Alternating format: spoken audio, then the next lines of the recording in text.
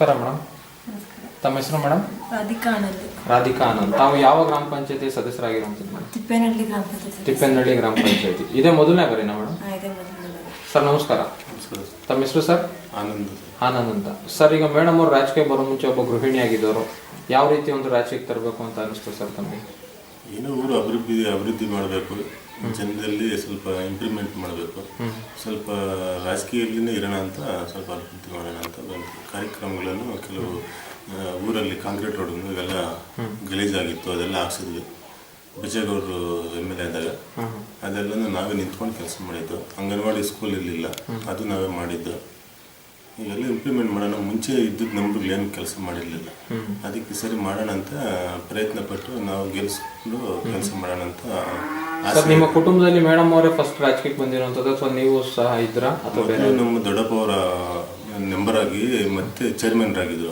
ನಮ್ಮ ಅಪ್ಪ ಅವರು ತಂದೆ ಅಣ್ಣ ಖ್ಯಾತಪ್ಪ, ಅವರಾದ್ಮೇಲೆ ನೆಕ್ಸ್ಟ್ ನಾವಾಗಿರೋದು. ನಿಮ್ಮ ಕುಟುಂಬದಿಂದ ಆಗ ಎರಡನೇ ಅವರು ಮೇಡಮ್ ಅವರು. ಸರ್, ಈ ಬಾರಿ ಗೆದ್ದಂಥ ಲೀಡಿಂಗ್ ಓಟ್ ಏನಿತ್ತು ಸರ್ ಮೇಡಮ್ ಅವ್ರದ್ದು? ಟೋಟಲ್ ಆಗ್ಬೋದು ಅಥವಾ ಲೀಡಿಂಗ್ ಆಗ್ಬೋದು?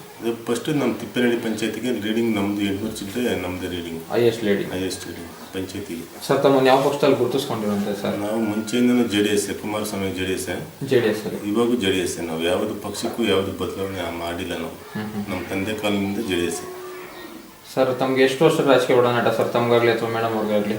ಅಲ್ಲ, ನಾವು ಅಂದ್ಕೊಂಡಿರೋದೇನೆಂದರೆ ನಾವು 2 ದಿವಸ ರಾಜಕೀಯನೇ, ಅದೇ ದಡ ಬಿಟ್ಟು ಯಾವುದಕ್ಕೂ ಹೋಗಂಗಿಲ್ಲ. ಸರ್, ಈಗ 3 ವರ್ಷ ಅವಧಿ ಕಳಿತಿದ್ದೀರಾ. ಈ 3 ವರ್ಷ ಅವಧಿಯಲ್ಲಿ ಯಾವ ರೀತಿ ಅಂತ ಒಂದು ಅಭಿವೃದ್ಧಿ ಕಾರ್ಯಗಳಾಯಿತು ಸರ್? ಎಷ್ಟೊಂದು ಅಂದಾಜು ಮನೆಗಳಾಗ್ಬೋದು, ಆಶ್ರಯ ಯೋಜನೆಗಳು ಅಥವಾ ಶೌಚಾಲಯಗಳಾಗ್ಬೋದು, ಎಷ್ಟು ಕೊಡಿಸಿದ್ದೀವಿ ಸರ್? ಮನೆಗಳು ಒಂದು 10 ಕೊಡಿಸಿದ್ದೀವಿ. ಈಗ ಮೊನ್ನೆ ಮತ್ತೆ ಬಂದು ಒಂದು 15 ಬಂದಿದ್ದು, ಅದು ಲ್ಯಾಪ್ಸ್ ಆಯಿತು. ಈ ಖರಾಬಿ ಜಮೀನುಗಳಲ್ಲಿ ಪತ್ರಗಳಿರಲಿಲ್ಲ, ಮತ್ತೆ ಹಣಿಗಳ ಜಮೀನುಗಳಲ್ಲಿ ಮನೆಗಳು ಕೊಡಿಸಿದ್ವಿ. ಅದು ಮತ್ತೆ ಅಣ್ಣ ತಮ್ಮಂದರಿಗೆ ಡಿವೈಡ್ಗಳಾಗ್ದಿರ ಪೇಪರ್ ಇಲ್ಲದಕ್ಕೆ ಅದಕ್ಕೆ ಕ್ಯಾನ್ಸಲ್ ಆಗಿದೆ. ಮತ್ತೆ ಈಗ ಅದನ್ನೇ ಕಂಟಿನ್ಯೂ ಮಾಡಿದ್ದಾರೆ. ಈಗ ಅದನ್ನು ಸರಿಪಡಿಸಿ ಕೆಲಸ ಮಾಡಿಸ್ಬೇಕು ಅಂತ. ಶೌಚಾಲಯಗಳು ಸರ್? ಶೌಚಾಲಯಗಳು ಒಂದು 50 ರೆಡಿ ಆಗಿದೆ, ಇನ್ನು ಮಾಡ್ಕೊತಾನೆ ಇದ್ದಾರೆ. ಶಾಲಾ ಕಟ್ಟಡಕ್ಕೆ ಯಾವ್ದಾದ್ರು ಅನುದಾನಗಳು ಸರ್? ಶಾಲಾ ಕಟ್ಟಡಕ್ಕೆ ಅನುದಾನ ಇಲ್ಲ ಸದ್ಯಕ್ಕೆ. ಅನುದಾನ ನಗರಗುಂದಿಯಲ್ಲಿ ನಮ್ಮೊಬ್ರು ಇದ್ದಾರೆ, ಅವರು ಬೀರು ಚೇರು ಅದು ಕೊಡ್ಸಕ್ಕೆ ಹಾಕಿದ್ದಾರೆ. ನಾಳೆ ಡೆಲಿವರಿ. ರೋಡ್ ಆಗ್ಬೋದು, CC ರೋಡ್ ಆಗ್ಬೋದು ಅಥವಾ ಡ್ರೈನೇಜ್ಗಳಾಗ್ಬೋದು, ಆ ಥರದ್ದು ಯಾವ್ದಾರು ಆಗಿದೆ? ರೋಡ್ ಎಲ್ಲ ಆಗಿದೆ, ಸ್ಕೂಲ್ ರೋಡಲ್ಲೆಲ್ಲ ಮಾಡಿದೆ. CC ರೋಡ್ ಆಗಿದೆ, ಕಾಂಕ್ರೀಟ್ ರೋಡೇ ಆಗಿದೆ. ಸರ್, ವೃದ್ಧಾಪ್ಯ ವೇತನ, ಅಂಗವಿಕಲರ ವೇತನ ಆ ಥರದ್ದು ಯಾವ್ದಾದ್ರು ಮಾಡಿಸಿದ್ದೀರಾ ತಾವು? ಅದನ್ನು ಅಂಗವಿಕಲರಿಗೂ ಬಂದಿತ್ತು ಒಂದು ಸ್ಕೀಮು, ಅವ್ರಿಗೆ ಮನೆಗಳು ಹಾಕಿದ್ದೀವಿ. ಇನ್ನು ಅದು ಅಪ್ರೂವಲ್ ಆಗಿ ಬಂದಿಲ್ಲ ಮನೆಗಳು. ಸಾಕಷ್ಟು ಅಭಿವೃದ್ಧಿ ಕಾರ್ಯಗಳಾಗಿದೆ ಸರ್, ಆಗಿದೆ ಕಳೆದ ಬಾರಿಗಿಂತ. ಈಗ ಅವ್ರಿಗೆ ಅಂಗವಿಕಲರಿಗೆ ಪೆನ್ಷನ್ ಬರೋಂಗೆ ಮಾಡಿಸ್ಕೊಟ್ಟಿದ್ದೀವಿ. ಅವ್ರಿಗೆಲ್ಲ ಇನ್ನು 500 ಬರ್ತಾಯಿತ್ತು, ನಾವು 1500 ಬರೋ ಥರ ಮಾಡಿಕೊಟ್ಟಿದ್ದೀವಿ. ಇದು ವಿಧವಾ ವೇತನ ಆ ಥರ? ವಿಧವಾ ವೇತನ ಆ ಥರದ್ದು ಯಾರೂ ಇಲ್ಲ. ಈಗ ಸರ್, ಈಗ ಇನ್ನೂ 1.5 ವರ್ಷ ಅವಧಿ ಇದೆ ತಮಗೆ. ಆ 1.5 ವರ್ಷ ಅವಧಿಯಲ್ಲಿ ಇನ್ಯಾವ ರೀತಿ ಒಂದು ಹೆಚ್ಚಿನ ಬದಲಾವಣೆ ತರ್ಬೋದು ಅಂತ ಅನ್ಕೊಂಡು ಒಂದು ಸುವರ್ಣ ಗ್ರಾಮ ಮಾಡೋದಾಗ್ಬೋದು? ಸುವರ್ಣ ಗ್ರಾಮ ಆಗಿದೆ. ಬಚ್ಚೇಗೌಡ ಕಾಲದಲ್ಲಿ ಅದೇ ಸುವರ್ಣ ಗ್ರಾಮ ಆಗಿ ಕಾಂಕ್ರೀಟ್. ಫುಲ್ಲು ನಮ್ಮೂರಲ್ಲಿ ಎಲ್ಲೂ ಮಣ್ಣಿಂದು ಕಲ್ಲಿಂದು ರೋಡ್ ಎಲ್ಲೂ ಇಲ್ಲ, ಕಾಂಕ್ರೀಟ್ ರೋಡ್ ಮುಗಿದಿದೆ. ಈಗ DC ಅವ್ರಿಗೂ ಅರ್ಜಿ ಕೊಟ್ಟು ಈ ಮೈನ್ ರೋಡ್ ತಿಪ್ಪೇನಹಳ್ಳಿಯಿಂದ ರಂಗಸವರೆಗೂ ಕಾಂಕ್ರೀಟ್ ಇದು ಟಾರ್ ರೋಡ್ ಆಗಬೇಕು ಅಂತ ಅಂದ್ಕೊಂಡಿದ್ವಿ, ಅರ್ಜಿ ಕೊಟ್ಟಿದ್ವಿ. DC ಅವರೇ ಅದೇನೋ ಅವರಿಗೆ ದೇವ್ರದೇ ಮಾಡಿದ್ದಾರೆ, ಒಂದು 28 ಲಕ್ಷ ಹಾಕಿದ್ದಾರೆ. ಅದ್ರ ಬಗ್ಗೆ ಈಗ ರೋಡ್ ಅಗಲ ಮಾಡಿ ಬಾಕ್ಸ್ ಸ್ಟೆಪ್ ಚರಂಡಿ ಮಾಡಿ ತಾರ್ ಹಾಕಿ ನೀಟಾಗಿ ಕೆಲಸ ಈಗ ನಡೀತಾ ಇದೆ. ಕೆಲಸ ಆಲ್ರೆಡಿ ನಡೀತಾ ಇದೆ, ಈಗ ಮಾಡ್ತಾ ಇರೋದೆಲ್ಲ ಅವ್ರದ್ದೇ. ಸರ್, ತಮ್ಮನ್ನು ಯಾವ್ದಾದ್ರು ಸಂಘ ಸಂಸ್ಥೆ ಗುರುತಿಸ್ಕೊಂಡಿದ್ದೀರಾ? ನೀವಾಗ್ಬೋದು, ಮೇಡಮ್ ಅವ್ರು ಯಾವುದಾದ್ರು ಇಲ್ಲ ಸರ್? ಸರ್, ಈಗ ಮೇಡಮ್ ಅವ್ರು ಮೊದಲನೇ ಬಾರಿ ಒಬ್ಬ ಗ್ರಾಮ ಪಂಚಾಯತ್ ಸದಸ್ಯರಾಗಿದ್ದಾರೆ.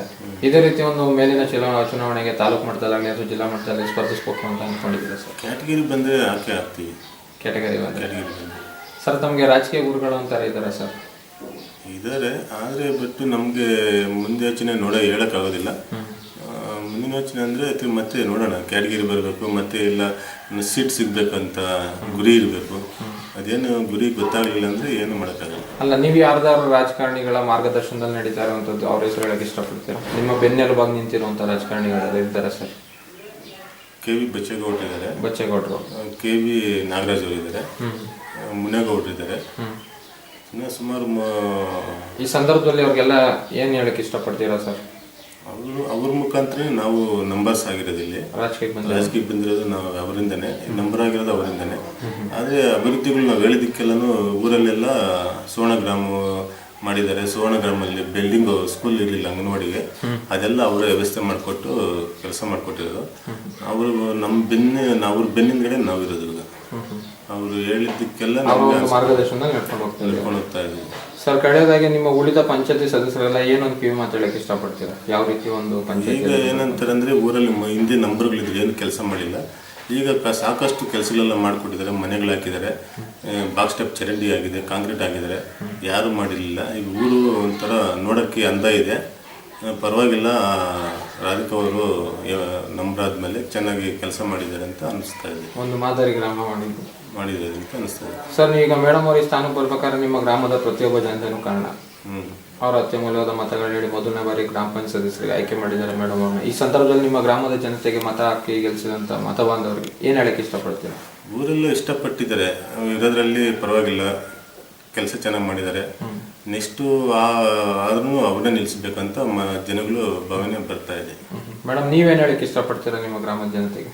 ಏನು ಪರವಾಗಿಲ್ಲ, ಅವರು ಕೃತಜ್ಞತೆ ಸಲ್ಲಿಸಕ್ಕೆ ಇಷ್ಟಪಡ್ತಾರೆ. ಓಕೆ ಮೇಡಮ್, ಇದೇ ರೀತಿ ಒಂದು ರಾಜಕೀಯದಲ್ಲಿ ಬೆಳೀತಾರೆ ಅಂತ ಹೇಳ್ತಾ ಇಷ್ಟು ಕಾಲ ನಮ್ಮ ಅಮೂಲ್ಯವಾದ ಸಮಯ ಕಳೆದಿಕ್ಕೆ ಧನ್ಯವಾದ. ನಮಸ್ಕಾರ.